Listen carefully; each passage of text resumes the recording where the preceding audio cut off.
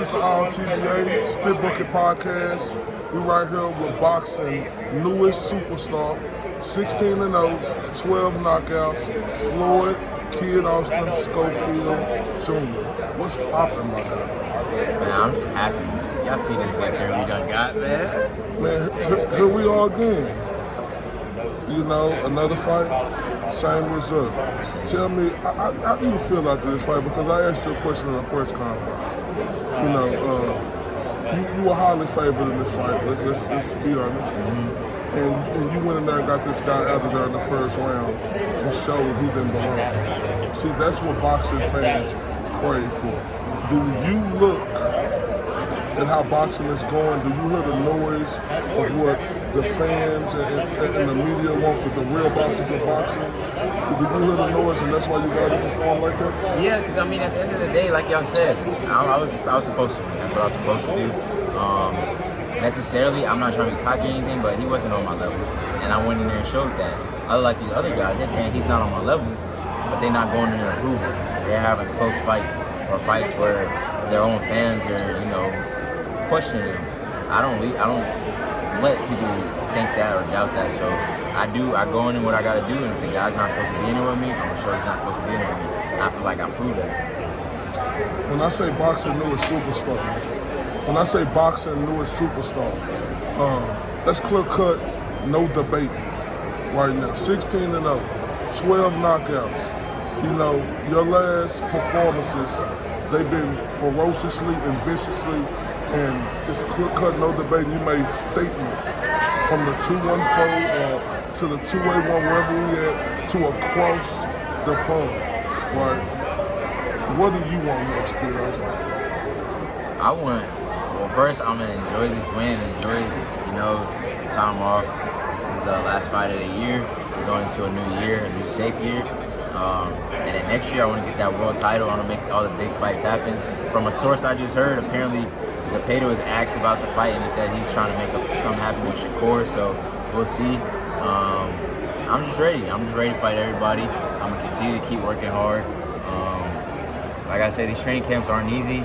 They're not easy on the mental. They're not for everybody. But at the end of the day, I get it done.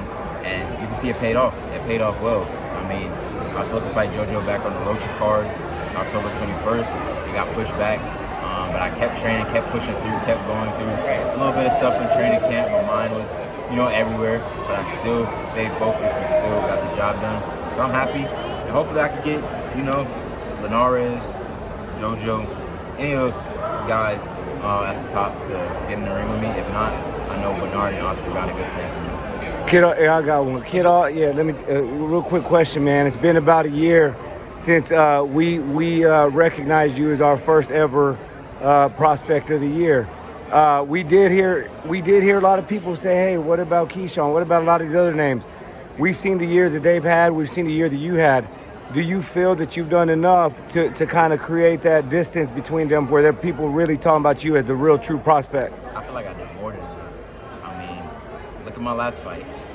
I proved for my last fight. It's not even improving. I just realized that it's not all about power. I can box. Y'all see I could box. Mm-hmm. I sure I could box. I just got power, so I feel like I can go in there reckless. I'm athletic. I can just do what I want in the ring.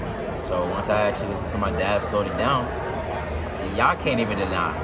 I can box, and that's what we're getting back to. We're getting back to the basics because that's what happens when you get back to the basics. And I'm just excited for next year. I just want JoJo somebody so bad.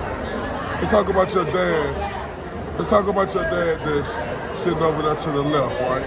Because I remember a year and a half ago, you know, everybody was calling Floyd Sr. crazy. Yeah. I wasn't calling Floyd Sr. crazy, right? But I was telling him, you know, with time comes change, you know, with a proven product we need to see. But he nailed it from the north to the south to the east to the west. People were saying, oh, your dad, he talks too much, he's saying this, he puts too much on your back. But everything that he have said have came to fruition. Can you tell me how special of a relationship it is to have with your dad, not only in the boxing ring, but outside the boxing ring? It's good. not a lot of people can do it. It's still hard. Because sometimes, boxing and family don't mix. But we find a way, we find a push through, because at the end of the day, he got my best interest. It's hard on me, but as you can see, him being hard on me made it where I got all these fans gained and, my victory, and everybody shouted my name. So I can't complain. Without him, this probably wouldn't even be possible. So, like I said, hats off to him. And, he gonna make sure we do the same thing to who's next. Kid Austin, speaking of the new fans, bro, you were preparing for a fight. We knew it was going to be a sellout crowd. You got elevated to co-main event. Now we know people either crack, or they step up under this type of pressure. Did you feel different? The energy was popping. Did that do anything to your performance, the mindset walking into a crowd like that? I ain't gonna lie, when I got on that stage, you know how before they had me walk out standing on that X, my legs were shaking like crazy. I thought I was gonna take that first step down that ramp and just crumble. And there was a lot of people in there. But like I said, I went in there and I focused on the main goal. I'm not worried about pleasing the crowd. I am worried about pleasing the crowd, because those are the ones who pay their money. But as far as rushing in and doing what they want, I'm gonna give them what they want, but at my own pace. So I was a little bit nervous, but because of the crowd. Let me clear that up, because the crowd, that was my biggest crowd I've ever fought in front of. And like I said, I just went in there, got the job done, and it was a great atmosphere, great energy. So next time, I know when I'm on a bigger stage, I'm used to it. I'm used to those bright lights. I'm used to the loud cheers. They were cheering for him loud too. Didn't let that get to my head. Had a couple people making comments after the fight, but that's them. I gained all these fans, and I gained so many people's respect. He just tweeted out on Twitter, I might be the best prospect out there. So he knows boxing. So yeah. Let's talk about bigger crowds. I'm glad you said that. You mentioned bigger crowds. It's also, a year ago, it wasn't these big of a crowds. And also, a year ago, it wasn't this many names at your fights. You had Shakur Stevenson in the building. You had Frank Martin in the building. You had Zepeda in the building. And they was watching you. Feel special. I feel good. The guys that, they consider on that level watching me, it's a statement. I feel like I made a statement from them. I heard when Frank Martin's face was just in shock. I heard that. I heard Shakur had a good reaction. So, it's cool. And as long as I got Bernard and Oscar backing me, that's all I really need, because they way above these fighters. Talk about Shakur. Talk about Frank Martin. Do you want these guys next? Do you want them guys? Yeah, I want these guys next, but of course Oscar said it takes time. I'm still young, only 21, doing stuff like this, fighting in crowds like this. So I got time. Like I said, if they let me get to 25 years old where I'm mentally developed, my body's developed, oh my God, can you imagine? Oh my Jesus, I'm 21. I just turned 21, so it's I got a long way to go, and I'm just getting better each fight. I know it. But it's this new added pressure now. And it's, you the reason for the season why it's this new added pressure for the performances that you're putting on. So, with you saying that Oscar and them have to set it up, that's understandable.